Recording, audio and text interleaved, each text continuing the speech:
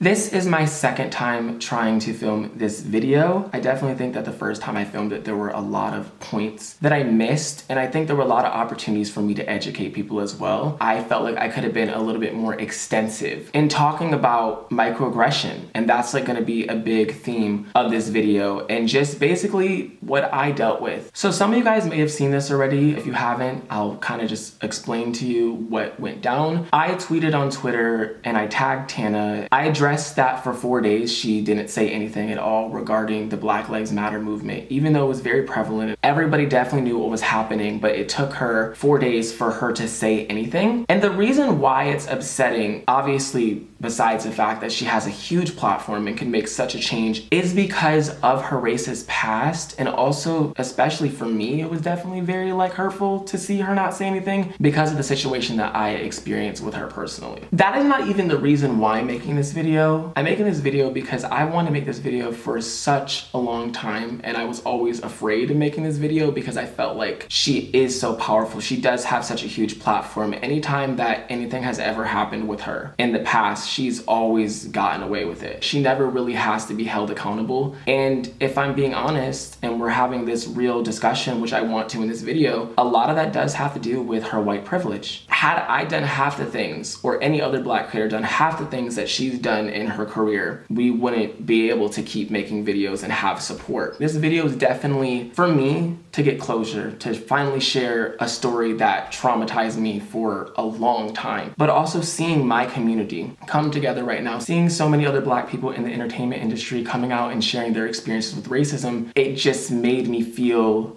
less alone. I feel like we're living in a time right now where, as scary as everything is, I feel a little bit more hopeful because it does feel like people are finally listening. And I just hope that at the end of this, that everyone who watches this can learn something, can educate themselves, Tana included. I want to contribute to a society where this isn't still happening. I want to contribute to a society where Black people in any industry, where they don't have to be afraid about speaking up against things that happen to them, that they don't have to stay silent about it. They don't have to be afraid of being demonized. They don't have to be afraid of being called aggressive or angry or bitter or whatever, just for wanting the same respect and the same opportunities that everybody else has. And so that's why I think it is important for me to make this video, even though I'm still scared, honestly. And I still know that there will be people who don't listen to me, that don't hear me out. But I just hope that if you're watching this, that you have an open mind and that you understand my intentions. But now, getting into the topic of today's video, I'm going to be talking about my experience with Tana Mongeau and the collab channel that I was a part of with her called Trash. So when I first got picked for Trash, I was really excited. I thought this was definitely going to be an opportunity for me to meet other creators and, like Tana claimed when she made the channel, to grow as a smaller creator on YouTube. I definitely think that Trash had a lot of issues that aren't even related to the racial issues that I'm going to be talking about in this video specifically. Like, for instance, we didn't get paid. But despite that, I definitely really wanted it to work. I was really excited. Once again, I met so many great people through the experience. Some of my subscribers and some of my best friends, I met them through the channel. I probably would have never ran into them had I not been a part of it. So yes, it did bring a lot of blessings in that aspect, and I'm never going to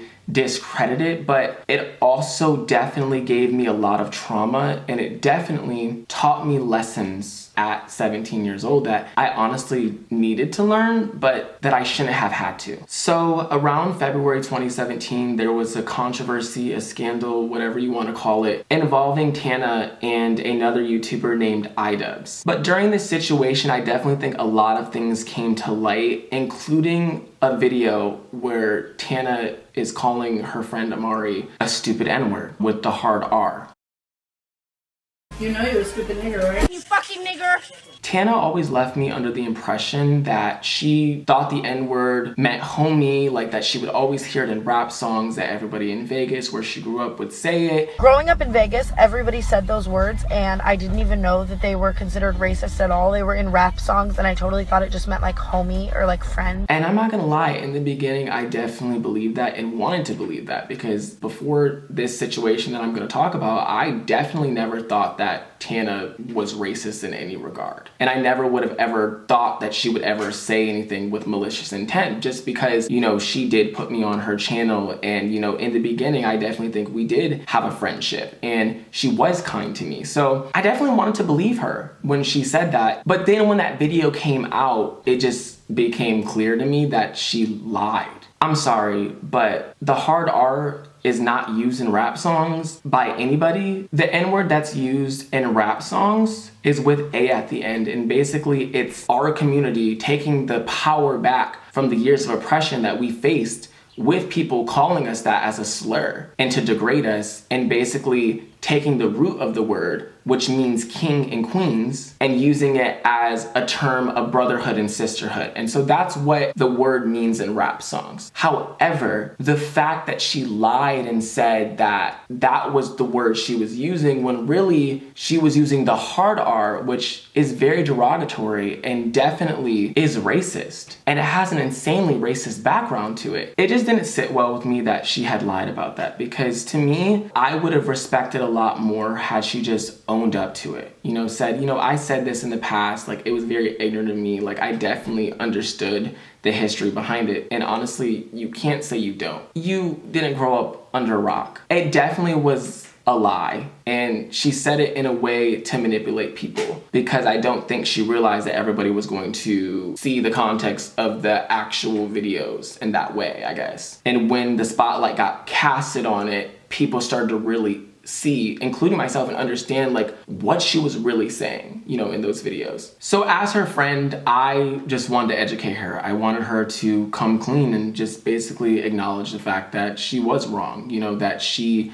did say something that was racist, and just own it. Like just take full accountability for it. Like I said, I didn't think she was racist. When I saw that, I definitely felt like hurt by it, I'm not gonna lie. But when I voiced my concerns and my feelings about the situation, she basically continued to lie to me and continued to say that she thought it was used in rap songs. It just felt like insulting, like, to my intelligence. You're lying, and you should just come clean. Like there's no point in continuing to lie. There's no point in, you know, as your friend behind the scenes, you know, having this conversation with you, for you to still be going with that narrative. It just was manipulative, but it also just was insulting to me as a Black person, as somebody who has to experience and deal with shitty things, you know, just because of the color of my skin. It was like, why are you doing that? And to make matters worse about the situation, I had posted a picture with Tana standing by her in solidarity before that items video came out, because I really did believe that, like, throughout that whole situation, like, she was in the right. Like, there was some missteps, like her telling Items to kill himself, which I definitely didn't agree with. And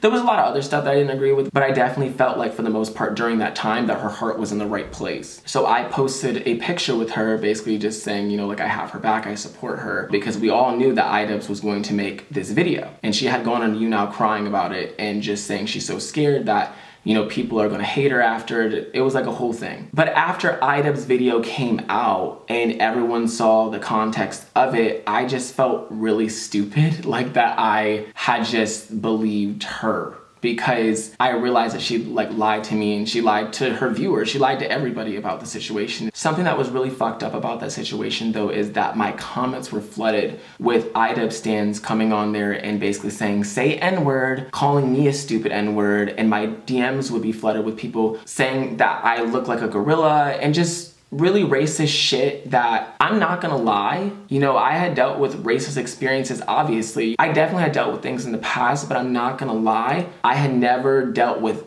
it like that. That was really, really hurtful for me, and it weighed very, very heavily on me when it was happening. So that picture that I had of Tana, I took it down, one, because I didn't want to see the comments anymore, and two, because, you know, I definitely felt like I did make a mistake by posting that post, because I really didn't know, like, the truth. It took a huge toll on my mental health. I had to get off Twitter, because even though I deleted the picture on Instagram, people were still coming to me saying other stuff. And then there were people coming into my DMs saying, why did I take that picture down with Tana? Like, she literally made me, you'd be nothing without her. And stuff like that too, that was really hurtful and scary, because I was already dealing with all this, and I was the only Black person on trash. I didn't feel like anybody else understood me. And how could they? You know, they weren't Black. And the worst thing about it is that I didn't do anything. I wasn't the one that was in a scandal, but I was getting so much shit for it. And it never felt fair. As the situation was progressing, like I would come to Tana and tell her about the hurt I was feeling in the situation that I was going through and why she should own up to everything. And her responses were very defensive. Like she definitely didn't want to hear me out. She definitely didn't listen to me. To her, it was like she's being attacked online right now for her racist past, and how dare I say anything to her while she's down. Almost like I'm kicking her while she's down just because, you know, I'm hurt about these things. And she was definitely the person I thought I could talk to about this because we were friends and I thought I could voice my concerns. Obviously that wasn't the case. But that leads me to the next situation that I definitely have to talk about, because I know if I don't, that Tana will continue to lie about this situation because she lied about it for years. And she made a video a year and a half after all of this, still telling a lie publicly about a situation that occurred between me and her. I just felt like this situation, I couldn't win in it at all. Like I wasn't gonna make a video like publicly about it, and I didn't want to, you know, Tana was my friend. But I also knew like not saying anything at all, like people were gonna be disappointed in me too. It just like, I just really was in a tough spot in general, and it just sucked because like I said, like this wasn't even my controversy, but it just felt like it was, obviously, because it was a racial issue, so it definitely affected me in lots of ways. But I just remember one night just being extremely emotional and calling up a viewer of mine and crying, just venting about just how I felt and like how isolated I felt, how alone I felt through all this. Some people who have been following me for a long time know that I used to do Skypes and rabbits with my viewers all the time. And the reason I'm telling you that is because I ended up going on a Skype call with some other viewers, as well as the one that I was talking to on the phone where I was upset, and I was venting to them as well about everything that I was feeling. And this wasn't even directly related to Tana. Like it wasn't even me like trying to drag her name through the dirt even after, you know, the response that she had given me. Just in general, the whole thing, just how stressful it was and how much anxiety it was giving me, just how much emotional shit that I just felt. Like it was just a lot. I felt very trapped. It was like there was nothing that I could do about anything. Like I was just very powerless in the situation. So I end up texting Tana more about the situation, and she's still not listening to me. She's still getting defensive. She's still getting upset. She ends up calling me while I'm on this Skype call with the viewers, while I'm like basically emotional, while I'm upset about everything. And I really, really wish I was making this up, but she literally starts screaming at me on the call. And she's like, "What the fuck, Colin? How can I be racist when my best friend Amari's black? If I was racist, why would I have Black Lives Matter as my title on Twitter for months?" I'm not gonna lie, I was really taken off guard that she was coming at me with that type of energy, because I was coming at her very respectfully about it. But as soon as she started going into things, I let her know immediately that I was on a Skype with viewers. I wanted her to know and have a heads up, like, you're screaming at me like I'm on a Skype. She said that she didn't care, and she continued to keep screaming at me, continued to keep invalidating my feelings. Like she kept asking me, why am I so upset? Like, why am I being petty, or whatever she was saying? It was along those lines. And at this point, like, I really didn't want to argue with her, but I was getting more and more upset about everything that she was doing, because it just felt like she just kept invalidating my feelings over and over again. Like, you're the one who did this racist thing. I understand that you have to save your name. I understand that people are dragging you on Twitter. I understand that you're upset because people are holding you accountable, but you don't get to be the victim of a situation that you created. You don't get to act like you're being discriminated against. Like, you're the one who said the racist words. And so at this point, I'm just gonna be completely honest and transparent. I didn't care anymore. Like, at that point, I was just so upset. It's like, say whatever you have to say. I started getting upset back. I started saying things back to her. We ended up getting into an actual fight, and these viewers heard this. There were so many things that we ended up talking about, but this was a very intense conversation. Like, I was very upset, and I'm not gonna lie and pretend that I was just like super calm in this conversation. I wasn't. I was definitely raising my voice to match hers. Especially at this point, I definitely was cussing. I definitely was upset. And honestly, I had a right to be upset, but as like I would get frustrated, she would be like, why are you yelling? And it's like, because you're yelling at me. But like, she kept basically the whole conversation making it seem like I'm just being petty, like I'm just mad about nothing, like I just want to start something, or I'm just a drama queen, or whatever the case is, when it's like, no, this is not some little petty drama. Like, there's a reason that I'm upset. Despite all of this whole thing is basically because of racist things she said in the past, and she's claiming she's grown so much and she's this advocate, but you're still lying to me about the situation for no reason, because everybody can see the video. Like, I watched it for myself. Also, I forgot to mention this, but she literally apologized for everything that I was calling her out for in her apology video, but then behind the scenes was basically gaslighting me. Like, what's the point in doing that if you were just gonna go on your apology video and own up to lying anyway? So why are you going back and forth with me, arguing with me, basically saying that you can't be racist because your best friend's black, and just doing all this extra stuff when you literally apologize? So did you not mean the apology? Like, was that apology just for show then? And then you're literally still being microaggressive by making me seem angry and aggressive to you because of something that I have a right to be upset about. So you can't say that you've grown and that you changed when you're literally still being racist. And I do want to touch on microaggression. I want to explain that for people that are watching this, because I know some people don't know, and I think it's very important that if I'm making this video, that I also take the time to educate you guys on what it is. I'm actually going to read you the textbook definition. So microaggression is a term used for brief and commonplace daily verbal, behavioral, or environmental indignities, whether intentional or unintentional, that communicate hostile, derogatory, or negative prejudice, slights, and insults towards any group, particularly culturally marginalized groups. So in this case, the microaggression was definitely her viewing me as this angry black person. I don't know if you guys are aware about the term, angry black person, but it's typically a way that black people are demonized when they are rightfully upset about a situation, and it's a way to basically justify in people's minds their racist behavior towards black people, because to them it's like they're so violent, they're so angry, they're so aggressive, and it's like I could be talking so calmly and just expressing my hurt about a situation, and it could be taken as, oh, he's angry, oh, I'm scared he's gonna hurt me, and like all these things that just villainize me, or any black person. And she was definitely doing that throughout this call, and she definitely continued to keep doing that throughout the rest of the time that I interacted with her, even months after this situation. And I'm gonna talk about all those things, but I want people watching this to know what microaggression is, and I want them to also know why it is so upsetting when a black person gets called angry for voicing their thoughts about racial injustice or about anything to do with their community or to do with racism. So now getting back to the Skype call, at the end of that call, weirdly enough, I thought that there was somewhat of a breakthrough happening because she stopped screaming at me. She lowered her voice and she started being more collected.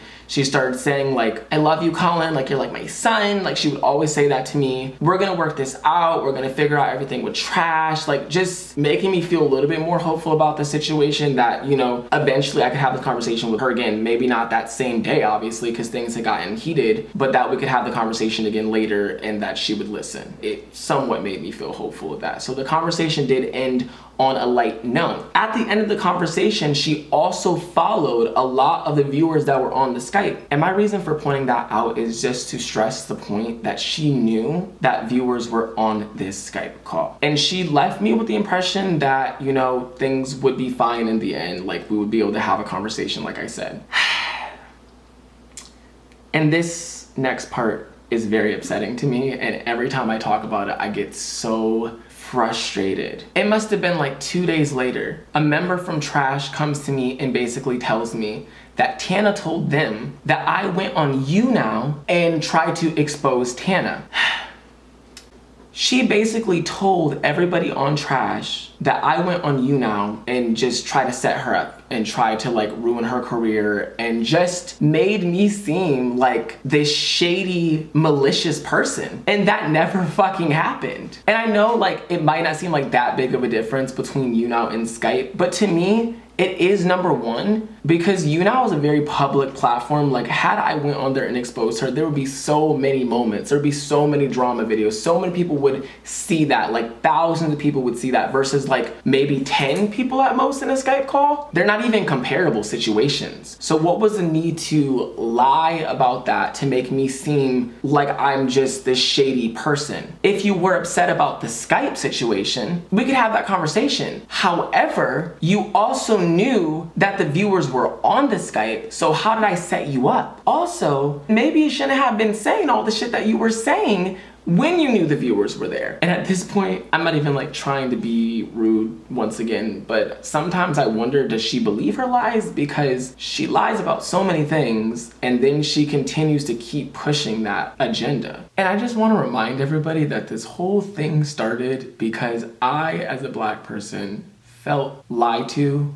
and hurt by a racist situation that somebody that was supposed to be my friend had. And it was public, and I was having things being said about me and I was being dragged into it. So that's where this all stemmed from. Like, I just want to like reiterate like what even got us to this point. It's definitely very disappointing that instead of just validating my feelings or listening or hearing me out or just having my back, that she felt the need to go on this smear campaign and like tell these lies about me and make me seem like this villain. Like, that's the thing, like she literally was villainizing me. And I can't help but feel that there was racist intent involved, because all of this started because of me expressing my issues with the racist stuff that she had said in the past, and once again her lying to me. I try to explain to people what really happened during this time, and I'm not gonna lie, a lot of people didn't listen to me or didn't believe me. Like, they believed in the things that she was saying, and that was extremely hurtful because it was like, I've never given you a reason to think, that I'm this shady person who's going to try and destroy you. So now let's flash forward to 2017 Playlist Live Orlando. By the time that rolled around, I think me and her were at a better place, but I'm not going to front. I still definitely felt some type of way about how all of that went down because she still continued to stand by her lie. And she never apologized to me, ever. That she did tell that lie. She just kept running with it. She made other people view me a certain way. Like, she literally changed the entire dynamic of how things were for me on the channel that I was on and also in the YouTube community. She was saying things to lots of other YouTubers behind the scenes about me, and they would come to me asking these things, and it was like she was continuously doing it. But it was, to me, a lost cause. Like, I can't fight this girl. She obviously has this huge platform. She literally walked away from that entire racist scandal unscathed. Like, yes, she definitely had, her moments, but people still forgave her at the end of it all. And I just, like I said, felt powerless. I felt scared. I felt very alone. That was like the number one thing. I felt alone. I felt like it was just me against everybody. And so there was no point in me trying to fight it anymore. The best thing that I could have done, I felt like, was like try to be cordial, try to be friendly, because I still did want to be, a YouTuber. I still wanted to make videos. Obviously, I was on a collab channel with her, so some of my subscribers were her subscribers, and there was just a lot of other things and reasons why I just thought it's probably best to just try to be cordial, even though I definitely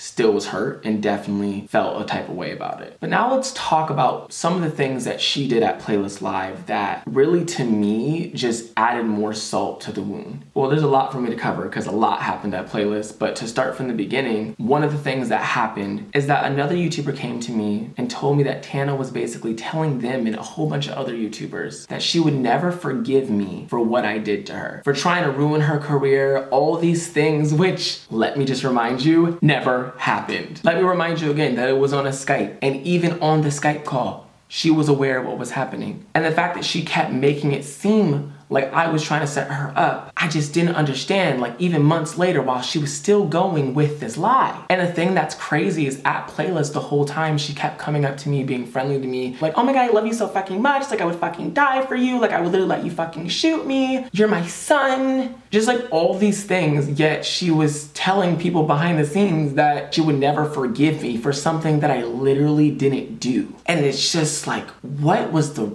purpose? And this isn't the only lie that she told on me. And now we're gonna get into another thing that's extremely upsetting to me And looking back on it, it definitely feels racist as well. It also feels like she basically tried to paint me as this aggressive, angry black person. And this incident happened at a playlist party. So if you've never been to playlist, I'll basically tell you what happens. There's this party that feature creators get to go to. There are other ways to get in if you're not a feature creator, like you can have a +1 badge, or sometimes if you just know somebody, like they'll help you get in. Sometimes your network will get you on the list. There's a lot of ways that you can get in, but it's just this party where all the YouTubers just come together, and honestly, to be real, they just drink and kind of just stand there. Like, it's not like the biggest, grandest thing in the world, but it definitely is something that, you know, a lot of creators look forward to at Playlist. So there's a situation basically where like everybody that I was with during the time kind of just left my ass and went to the party without me, which honestly, whatever. So I tried to go into the party by myself, but because I wasn't a feature creator, they told me I couldn't get in. It was a little frustrating, but at the same time, like, it wasn't that big of a deal. I went back to my hotel room. So I come down the elevator by the North Tower, and one of Tana's friends comes up to me and she's like, "Colin, what happened?" And I'm like, "What do you mean?" And she's like, "Tana was telling everybody that you got arrested."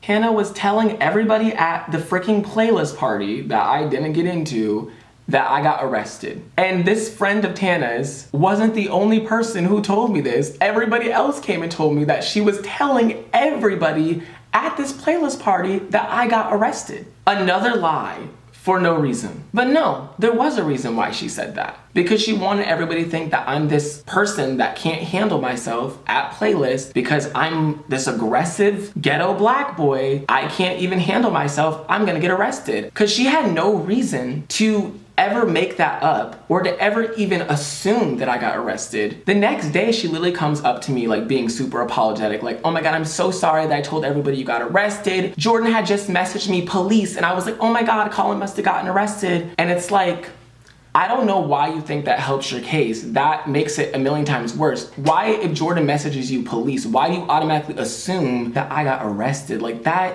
is just, I'm sorry, that just, it sounds so bad. And it just doesn't look good. At first, I try to laugh it off. Like, there were many times where I was gonna make a story time video about this, and literally the video was gonna basically be me explaining how everyone kind of ditched me for this damn party, how I literally went back to my freaking hotel, and everybody at Playlist thought I was arrested. And I like try to like laugh it off, and I tried to like make light of it. But really, the fact that so many other creators that I looked up to, and some of them who I never even met, like, that was the first impression that they had of me, is that I got arrested. And she never like told everybody the truth. Like, she still just let people believe that lie about me. And it goes right back into the YouNow situation, continuing that lie. It's like, what do you want people to think about me? And that's what I just never got. Like, do you just want people to think that I'm this crazy person that like can't handle myself? I'm just sorry. And also, if I really did get arrested, why is your first response to go gossip and tell everyone, "Oh my God, Colin got arrested"? Like, if you claim you're my friend and you care about me so much, wouldn't you try to help me? I'm sorry, but if any of my friends got arrested, I'm gonna go try to see about them and see what happened. But also, something that I really just want to point out about the whole telling everybody that I got arrested thing, that is hurtful. I know that like she thinks it's funny in her videos to talk about how she got arrested at Coachella, LOL, or whatever the case, but as a black person, being arrested, I might not even survive that whole situation. Like, I might not even make it to a jail cell because a cop might shoot me because he thinks I'm aggressive or he thinks I'm violent and all these things that really you're trying to portray me as. So just the fact that like she made a mockery out of that in general, and then the fact that she once again tried to continue this narrative about me, I'm sorry, but that is extremely racist. And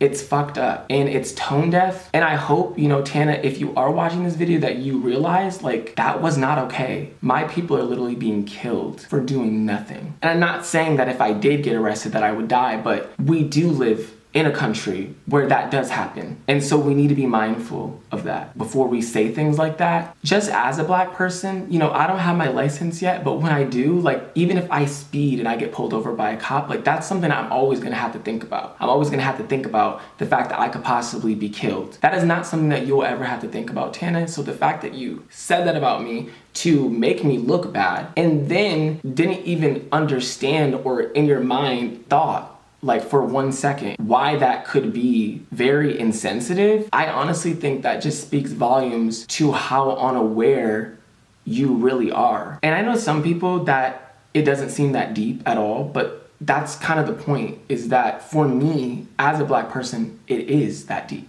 And it just adds to all the shit that I've already talked about in this video. And I just want to say that after this whole situation happened, I was just kind of like, wow, like this girl is not my friend. And I just kind of knew that in the back of my mind. And I still was being friendly with her. And honestly, this is where I just am a fucking idiot, because I still wanted to fix things still. Like after all this, I still wanted her to hear me out. I still wanted her to validate my feelings. I still wanted to just explain to her like why all these things were hurtful. But like I should have just known like that was never gonna happen, because she just wasn't gonna have that conversation. And it just sucks because I really did think she was my friend, and I don't know.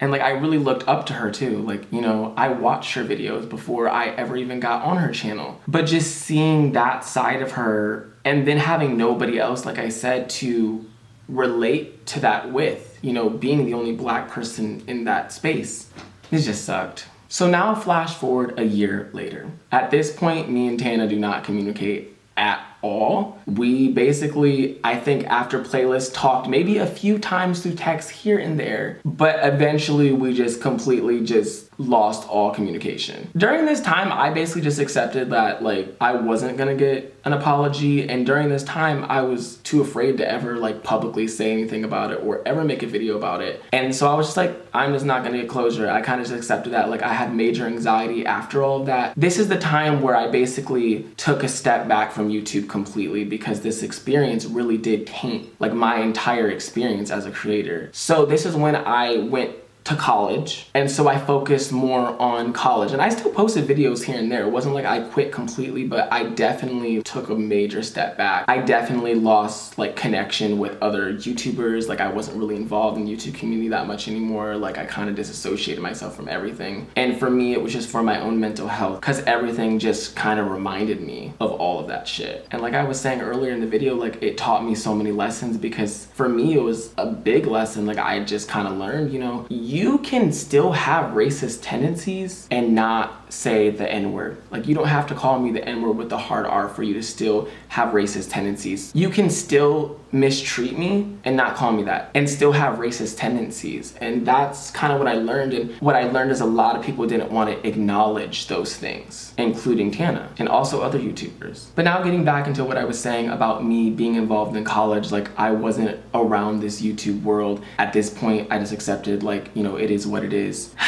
But as I'm literally trying to heal, move on with my life, do what I have to do for myself, another member from Trash texts me and sends me a link to a video of Tana, Aaron, and Imari on a mukbang video talking about Trash. Now I'm just thinking, you know, they're just gonna say whatever they have to say about Trash, because Trash was a shit show. Like I didn't think it was gonna be anything, you know, that I would be upset about that much. Like it was a shit show. I'm sorry, it just was. But in the video, she basically says, remember when Colin recorded me on You Now? Oh my god, But to be fair, she was very rude. Me and Colin had so much beef. When he like recorded me on You Now.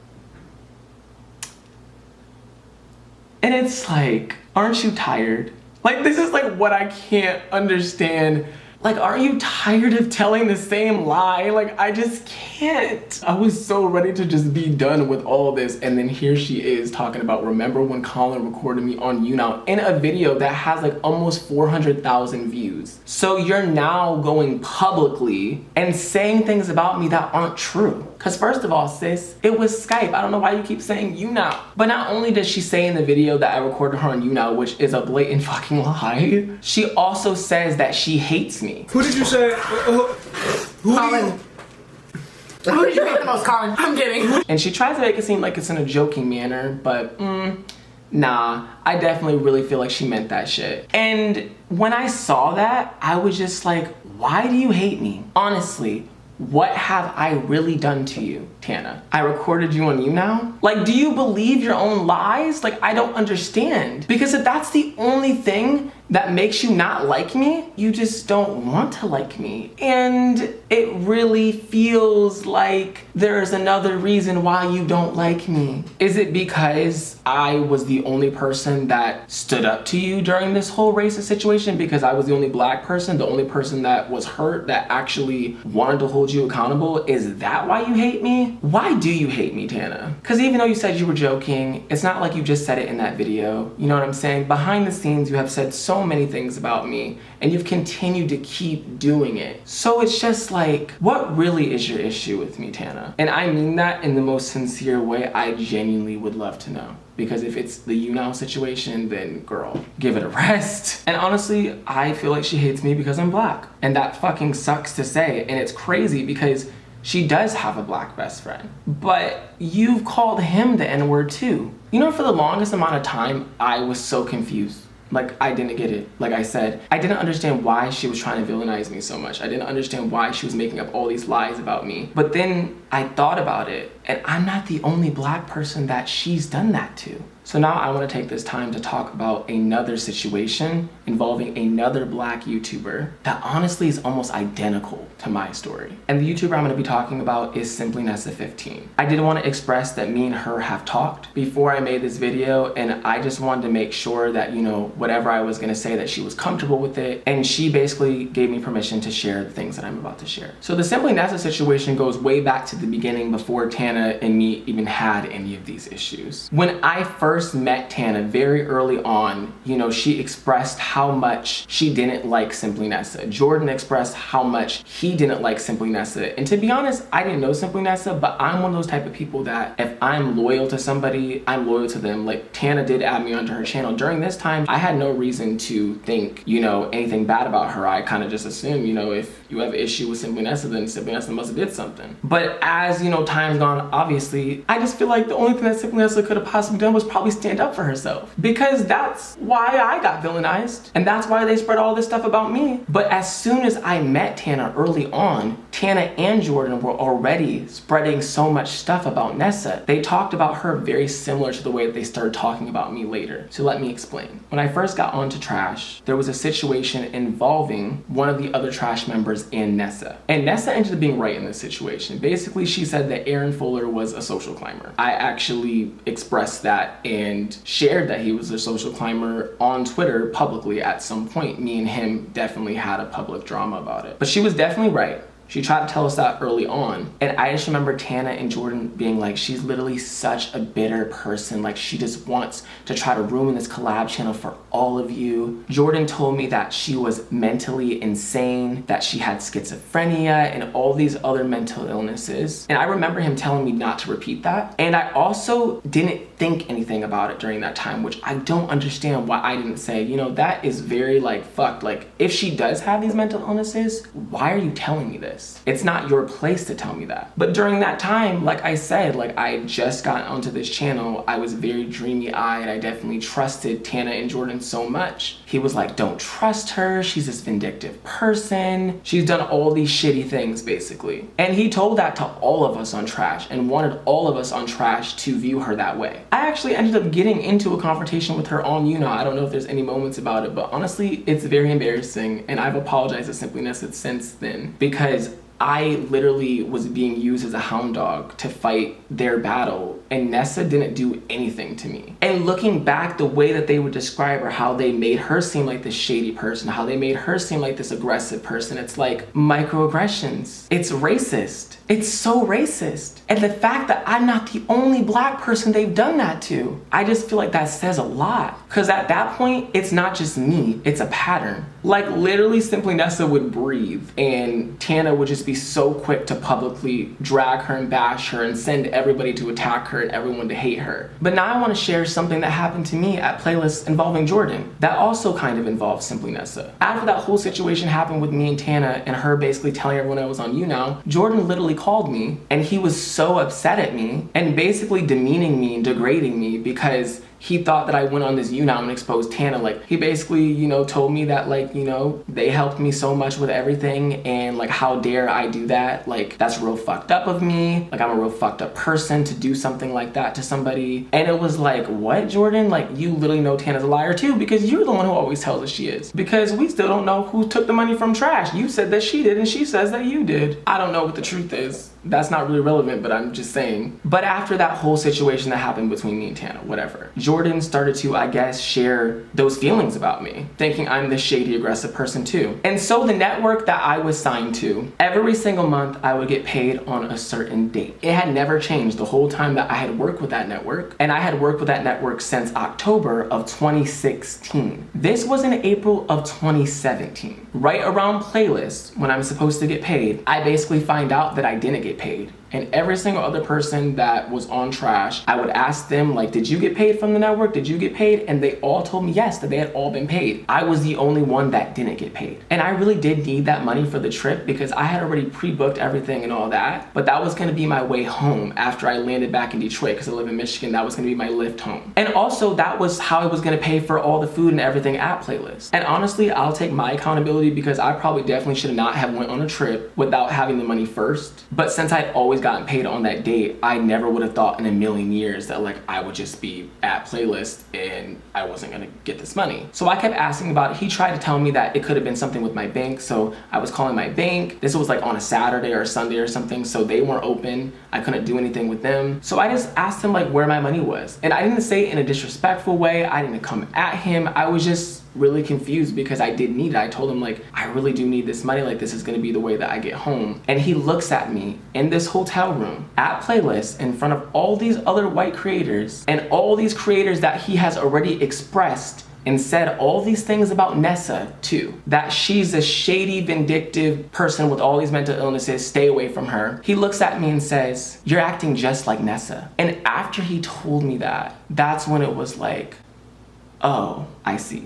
I see what's happening. Why is it that the two black people that you've worked with are just aggressive and hard to work with? All I asked was where my money was at. And that's what I was met with. End of the day, I ended up having to contact myself, and then I remember he ended up fixing my payment. He said that something was wrong with the bank information that I gave him, and I'm sorry, but no, because I got paid every other time before, so there's no way that all of a sudden my bank account information is wrong. And the thing is, to this day, I still don't know what happened. It very well could have been the system, but it is very weird to me that I was the only person that didn't get paid, and that still very much confuses me. But that's basically all the things that I wanted to share in this video. I just wanted to share, I guess, the way I was treated during this whole situation, and damn, that was a lot. Like, I made this video and I was like, wow, there was a lot of stuff. But one thing that I did want to add to the end of the situation is, Tana, if you are watching this, I hope that you watch this, and I hope that you listen. I know you haven't in the past, but I hope hearing all of this and me explaining some of the issues with your behavior, I hope that you'll see it, hear it, and actually grow and change that. And for anyone else watching this, I just want to say Tana isn't the only person that carries microaggression. This is something that's very prevalent in society, and so many people have it. They still have that internalized view of black people. White privilege is a thing, and I hope that anyone watching this recognizes that. I hope anybody who might have been confused about this educates themselves. And I just want to thank everyone who did hear me out, everyone who did listen to me. This was very, very, very, very liberating for me to share this story. And I'm just thankful that I finally do have the courage to do it. And I'm thankful that I feel like change is happening enough where I can, and that I know there's some people out there that will validate my feelings and help educate other people and keep this movement going. Also, if you haven't already noticed, this video is a fundraiser. I definitely felt like if I made this video, I wanted to also contribute to making even more of a change in my community. So if you are still here, donating anything, even just $1, is helpful. But if you can't donate at all, I'm going to provide a link in the description where you can sign petitions. Please sign all the petitions if you can. Donate if you can. There's also other places where you can donate in that link. Thank you guys so much for watching this video. I don't know what's gonna happen next, but I just hope that something positive comes out of all this. Bye. There's no peace. It's explosive, but